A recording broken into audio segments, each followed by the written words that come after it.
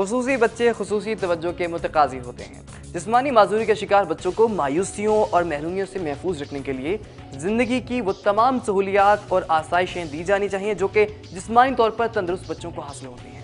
عزم اور حوصلہ بلند ہو تو جسمانی معذوری معاشرے کا مفید حصہ بننے میں رکاوٹ نہیں ہوتی۔ اسپیشل بچوں کے علم کی پیاس بجھانے کے لیے بہت سے فلاحی تعلیمی ادارے اس وقت کام کر رہے ہیں جو کہ یقیناً ایک نیک جذبہ ہے۔ ایسے ایک تعلیمی ادارے پر دیکھتے ہیں محمد ہمایوں کی اسائنمنٹ۔ نارووال میں چودھری محمد شفیق گورنمنٹ اسپیشل ایجوکیشن سینٹر میں خصوصی بچوں کو زیور تعلیم سے آراستہ کرنے کے لیے پک اینڈ ڈراپ کے ساتھ ساتھ مفت کتابیں، یونیفارم، روزانہ ایک دودھ کا ڈبہ، ویل چیئر کے علاوہ ماہانہ 200 روپے وظیفہ بھی دیا جاتا ہے۔ دیگر اسکولوں کے مقابلے میں یہاں پر لوڈ شیڈنگ کا جن بوتل میں بند رکھنے کے لیے UPS کی سہولت بھی موجود ہے۔ تعلیم کے ساتھ خصوصی بچوں کو تفریحی سہولیات فراہم کرنے کے لیے مختلف تفریحی مقامات کی سیر بھی کروائی جاتی ہے۔ علاقے کے ایک مہیا شخص رانا محمد اسلم نے تقریباً 2 ایکڑ زمین اس اسکول کے لیے ڈسٹرکٹ گورنمنٹ کو عطیہ کر رکھی ہے۔ اس اسکول میں تقریباً 222 بچے تعلیم حاصل کر رہے ہیں، جبکہ ڈسٹرکٹ نارووال میں ابھی بھی 900 سے زائد خصوصی بچے ہیں جو علم کی دولت سے محروم ہیں۔ اسکول کے معیار کو بہتر بنانے کے لیے مزید اساتذہ اور بچوں کو پک اینڈ ڈراپ دینے کے لیے مزید ڈرائیورز کی ضرورت ہے۔ بچوں کی اسٹرینتھ کے حوالے سے دیکھا جائے تو سٹاف بہت کم ہے ہمارے پاس، اور اس کو ہم لوگ مینیج کر رہے ہیں مختلف طریقوں سے۔ فار ایگزامپل آیا ہے، اس کو وہ ٹیچنگ کرتی ہے، یہ اس کی ڈیوٹی نہیں، لیکن ایک والنٹیرلی اس میں اس کی یہ مطلب بڑی بات ہے کرنا۔ اس کے علاوہ سٹاف میں سے کنڈکٹر ہیں، ان کی ڈیوٹی میں جیسے لگاؤں ہر طرح وہ اس کو پوری کرتے ہیں۔ تو یہ چیز ہے کہ سٹاف ہمیں پرووائڈ کیا جائے۔ خصوصی بچوں کے والدین اس اسکول کو ایک نعمت قرار دیتے ہیں۔ وہ اپنے بچوں کو معاشرے کا کارآمد شہری بنانے کے لیے یہاں بھیجتے ہیں۔ ان کا مطالبہ ہے کہ اس اسکول کو اپ گریڈ کرتے ہوئے اسے مڈل اسکول کا درجہ دیا جائے۔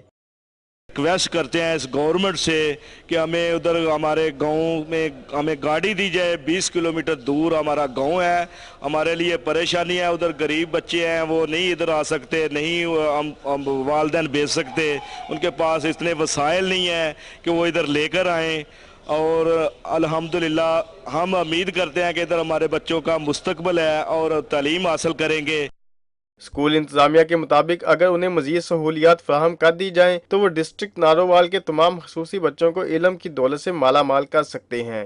اسپیشل بچے اسی گلشن کے پھول ہیں، انہیں علم حاصل کرنے کے بہتر سے بہتر مواقع فراہم کرنا حکومت کی اولین ذمہ داری ہے۔ پروگرام اسائنمنٹ کے لیے کیمرہ مین میاں زاہد علی کے ساتھ محمد ہمایوں، وقت نیوز، نارووال۔ زمین کی حفاظت ہم پر فرض ہے، لیکن ہم اس فرض سے کس طرح کوتاہی برت رہے ہیں، اس حوالے سے آپ کو دکھائیں گے آسیہ انصر کی اسائنمنٹ۔ اسٹے ٹیون ٹو اسائنمنٹ۔ یہ کرائر جسے ہم دھرتی ماں، آغوش اور دوسرے خوبصورت ناموں سے پکارتے ہیں، آج ہماری ہی ستم ظریفی کا شکار ہے۔ ہم ہر وہ کام کرتے ہیں جس سے ہماری اس دھرتی کو نقصان پہنچے۔ دعوے تو ہم اس زمین سے پیار کے کرتے ہیں، لیکن عملی طور پر ثبوت نفرت کا دیتے ہیں۔ اپنی سہولت اور مال دولت کے لیے ہمیں بالکل بھی پرواہ نہیں ہوتی کہ ہماری اس آغوش کو کیا نقصان پہنچ رہا ہے۔ سال بعد ایک دن ارتھ ڈے منا کر ہم یہ سمجھتے ہیں کہ ہم نے اپنا فرض ادا کر دیا ہے۔ آج یہ زمین اپنی سزا بلند کر رہی ہے، اپنے ساتھ ہونے والی زیادتیوں پر شکوہ کرنا ہے۔ آئیے آپ کو سنواتے ہیں اس کے شکوے آسیہ انصر کی اسائنمنٹ میں۔ ہمیں پانی نہیں ضائع کرنا چاہیے، کچرا نہیں پھیلانا چاہیے۔ آئی لو مائی ارتھ۔ میں زمین ہوں، اپنے اوپر بسنے والی تمام مخلوقات کی ماں۔ ہوا، مٹی، پانی، پھول، رنگ، خوشبو، دریا، سمندر، پہاڑ اور انہی جیسی بے شمار نعمتوں سے سجی۔ مجھے بنے ہوئے تو زمانے بیت گئے، لیکن آج بھی ہر آنے والے کو اپنے تمام لوازمات کے ساتھ خوش آمدید کہتی ہوں۔ ہمیں زیادہ سے زیادہ ٹریز اگانے چاہیے کیونکہ وہ ہمیں آکسیجن دیتے ہیں۔ زمین اچھی ہونی چاہیے، گرینری ہونی چاہیے، صاف ستھری ہونی چاہیے، میرے پہ پودے ہوں اور پانی صاف ہو۔ آج میں جیسی دکھائی دیتی ہوں ہمیشہ سے ایسی نہ تھی۔ ان دنوں میرے دریاؤں اور سمندر میں شفاف پانیوں کا عکس جھلکتا تھا اور سرسبز درختوں کی ہوا میں تازگی اور فضا آلودگی سے پاک تھی۔ مجھ پر بسنے والے انسانوں نے رفتہ رفتہ ترقی کی اتنی منازل طے کی کہ انہوں نے چاند پر بھی کمند ڈال دی، لیکن اس ترقی کی قیمت مجھے چکانا پڑی کہ میرے گرد قائم میرے حفاظتی خول اوزون میں بھی شگاف پڑ گیا۔ ایسی ایجادات ہوئیں کہ دنیا کے ایک سرے سے دوسرے سرے تک پلک جھپکتے پیغامات پہنچنے لگے. فاصلے سمٹتے گئے لیکن شور بڑھتا گیا. آسمان سے باتیں کرتی بلند عمارتیں تعمیر ہو گئیں لیکن میرے دریا سوکھتے گئے. فیکٹریوں اور گاڑیوں سے نکلتے زہریلے دھوئیں سے فضا آلودہ ہوتی رہی, یہاں تک کہ سانس لینا بھی محال ہو گیا. انسان کی ترقی کے تمام مناظر دیکھ کر میں خوش ہوتی ہوں, لیکن ہتھیاروں کی دوڑ میں لگے ممالک کو جب قیمتی جانوں کا خون بہاتے دیکھتی ہوں تو کانپ جاتی ہوں. مجھے تو یہ دنیا بہت اچھی لگتی ہے, بس اس کے ڈرٹ اور پولیوشن ہے وہ اس کی وجہ سے تھوڑی سی گندی ہوئی ہے. بس ہم لوگوں نے فلاورز اور ٹریز وغیرہ اگائیں گے تو پھر اچھی رہے گی. ہمیں اپنی زمین بہت اچھی چاہیے, اس میں پودے چاہیے ہمیں, کیونکہ پودے ہماری سانس کے لیے اچھے ہوتے ہیں. ہمیں جو یہ پولیوشنز ہو رہی ہوتی ہیں ساری ٹرکس اور فیکٹریز سے, یہ نہیں ہونی چاہیے, اور ہمیں فلاورز وغیرہ اگانے چاہیے. ہر سال 22 اپریل کو یوم الارض یعنی ارتھ ڈے کے نام سے میرے تحفظ کا عالمی دن منایا جاتا ہے. میرے باسیوں سے میری یہی گزارش ہے کہ اس بار وہ مجھے کچھ ایسا تحفہ دیں کہ امن و محبت کی فضا دوبارہ قائم ہو اور میرے کھوئے ہوئے رنگ مجھے واپس مل جائیں.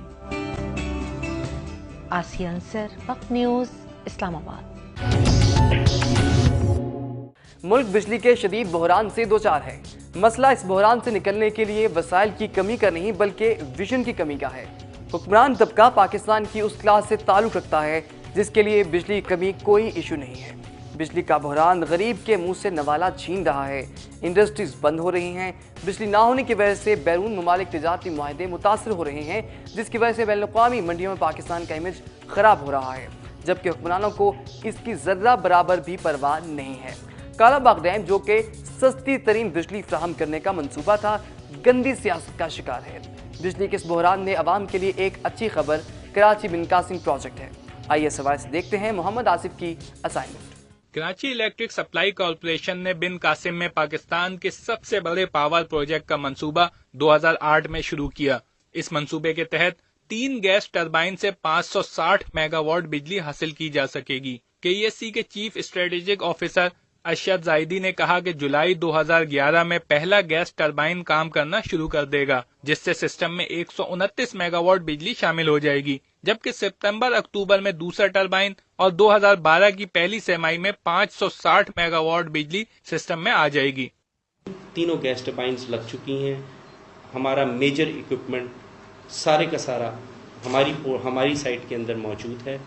ہمارے پلان کے مطابق جو ہمارا کانٹریکچل پلان تھا کہ جس میں ہم نے پہلی کمیشننگ 2011 جولائی کے اندر کرنی تھی, وہ ہم اپنے پلان کے عین مطابق ہیں.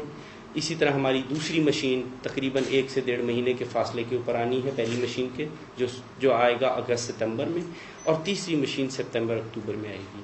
اس کے ساتھ جو اس کا کمبائنڈ سائیکل سرکٹ ہے جس میں اسٹیم ٹربائن نے چلنا ہے اور اس کے بوائلرز نے چلنا ہے, وہ پلان ہوئے میں ہیں 2012 کے فرسٹ کوارٹر کے اینڈ میں. میڈیا کو تفصیلات بتاتے ہوئے ان کا کہنا تھا کہ بن قاسم 1 سے 1150 میگا واٹ بجلی پیدا کی جاتی ہے, جبکہ اس نئے اور جدید منصوبے بن قاسم 2 سے مزید 560 میگا واٹ بجلی سسٹم میں آ جانے سے لوڈ شیڈنگ کا مسئلہ کافی حد تک حل ہو سکتا ہے. ان کا کہنا ہے کہ ہمارا منصوبہ اپنے مقررہ وقت پر مکمل ہو جائے گا. اگر کوئی تاخیر ہوئی تو وہ گیس کی فراہمی کے باعث ہوگی. ترجمان KESC کے مطابق گیس کی کمی نہیں, صرف اس کی ایلوکیشن کا مسئلہ ہے. ان کا کہنا تھا کہ فرنس آئل سے بجلی پیدا کی تو صارفین 3 گنا بل کا بوجھ برداشت نہیں کر سکتے. جو 80 ملین کیوبک فیٹ کا جو ڈفرنس ہے وہ ہمیں اگر فرنس آئل مل جاتا ہے گیس پرائز کے اوپر تو اس سلسلے میں ہم اس کو مینج کر لیں گے. اصل چیز یہ ہے کہ ہمارا جو مقصد ہے وہ یہ ہے کہ ہمارے کسٹمرز تک جو بجلی پہنچے وہ افورڈیبل پرائز کے اندر ہو. KESC کے سرکولر ڈیٹ کا مسئلہ ہو یا گیس کی فراہمی میں کمی, PSO سے رعایتی نرخ پر فرنس آئل فراہم کیا جائے یا نہیں, ان تمام انتظامی مسائل کا خمیازہ صرف اور صرف کراچی کے شہریوں کو لوڈ شیڈنگ کی صورت میں بھگتنا پڑتا ہے. KESC بن قاسم پاور پلانٹ 2 کا یہ منصوبہ جس سے 560 میگا واٹ بجلی حاصل ہو سکے گی, اس کا پہلا فیز جولائی میں مکمل ہونے جا رہا ہے. اگر جولائی میں مقررہ وقت پر 129 میگا واٹ بجلی سسٹم میں آ جاتی ہے تو کراچی کے شہریوں کے لیے لوڈ شیڈنگ کا عذاب بہت حد تک کم ہو سکتا ہے. کیمرامین وقار سلیمان خیل کے ساتھ محمد آصف, وقت نیوز, کراچی.